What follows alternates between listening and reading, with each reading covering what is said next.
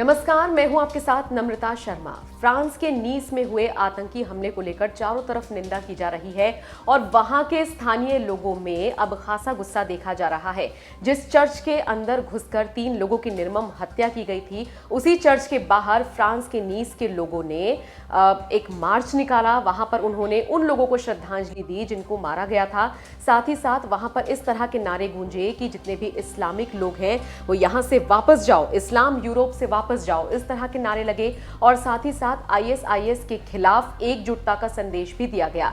France के नीस के लोगों का यह कहना था कि भाई आतंकवाद के खिलाफ अब हम सबको एक होना पड़ेगा और इस कट्टरवाद से निपटने के लिए हमें एकता का संदेश आगे तक पहुंचाना पड़ेगा। आपको जानकर हैरानी होगी, जिस ट्यूनीशियाई युवक ने इन 3 लोगों को मौत के घाट उतारा था, बताया यह जा रहा है कि उसके हाथ में कुरान थी और चाकू था और उस चाकू से ही उसने पहले एक महिला का गला रेता और बाकी 2 लोगों को मौत के घाट उतारा था। इन 3 लोगों की निर्मम हत्या करने के बाद वो मौके से फरार भी हो गया था। और सबसे बड़ी बात जो निकलकर सामने आई है कि ये हत्यारोपी अल्लाह अकबर बोल रहा था। यही वजह है कि फ्रांस के लोगों में इस तरह की नेगेटिविटी फैल रही है। उन लोगों के अंदर एक डर का माहौल है और वो खुलेआम सड़कों पर आईएसआईएस का बहिष्कार तो कर ही रहे हैं। वो ये कह रहे हैं कि आईएसआईएस आतंकी संगठन का पूरी तरीके से मुंहतोड़ जवाब देना चाहिए। जो भी निर्मम हत्या ये लोग करते हैं, ऐसा नहीं कि पहली बार इस तरह का हमला हुआ हो, इस तरह की घटनाएं गाहे बगाहे सामने आती रहती हैं और ये एक डर का माहौल पैदा करती हैं। यही वजह है कि अब फ्रांस के लोग आगे आ रहे हैं और कह रहे हैं कि अब ऐसा लग रहा है कि इस आतंकवाद से निपटने के लिए हमें ही एकजुट होना पड़ेगा। तो ऐसे में ये एकता का संदेश तो फ्रांस के लोग दे ही रहे हैं, साथ ही साथ इस्लाम यूरोप छोड़कर वापस जाओ, कुछ इस तरह की भी बातें कही जा रही हैं। ये जो मार्च निकाला गया है, इसमें लोगों ने आतंकवाद से निपटने, कट्टरवाद से निपटने का मुद्दा उठाया। साथ ही साथ उन्होंने ये भी कहा कि देखिए अब एकजुट होने का वक्त आ गया है। ये जो आतंकवादी हैं ये अपने खिलाफ सख्त कार्रवाई की मांग कर रहे हैं और इनको मुंहतोड़ जवाब देने के लिए हमें ही आगे आना पड़ेगा। सबसे ज्यादा चर्चा का विषय उस 20 साल के युवक को लेकर ही हो रहा है।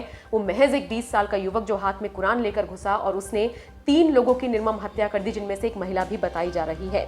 और सबसे ज्यादा हैरानी की बात यह है कि वो शख्स अल्लाह अकबर बोल रहा था। यही वजह है कि मामला दिन पर दिन तूल पकड़ता जा रहा है। इसके अलावा जो नीस के मेयर हैं, उन्होंने ये दावा किया है कि आरोपी को गिरफ्तार जब किया गया उसके बाद भी वो अल्लाह अकबर बोल रहा था। और ये सेम उसी तरह की घटना नजर आ रही है जैसे अभी कुछ दिनों पहले पेरिस में हुई थी। हैरानी की बात तो ये है कि आतंकी हमले की जांच में ये भी चौंकाने वाला खुलासा हुआ है कि जिन 3 लोगों की इस शख्स ने हत्या की है, ये जो शख्स है जिसने हत्या की है वो एक ट्यूनीशियाई नागरिक है और महज 20 साल इसकी उम्र है और ये इटली के रास्ते फ्रांस में दाखिल हुआ था। अब जरा सोचिए, एक 20 साल का युवक इस तरह से पूरी रणनीति बनाता है, जाहिर है उसके ऊपर किसी ना किसी का तो हाथ रहा होगा।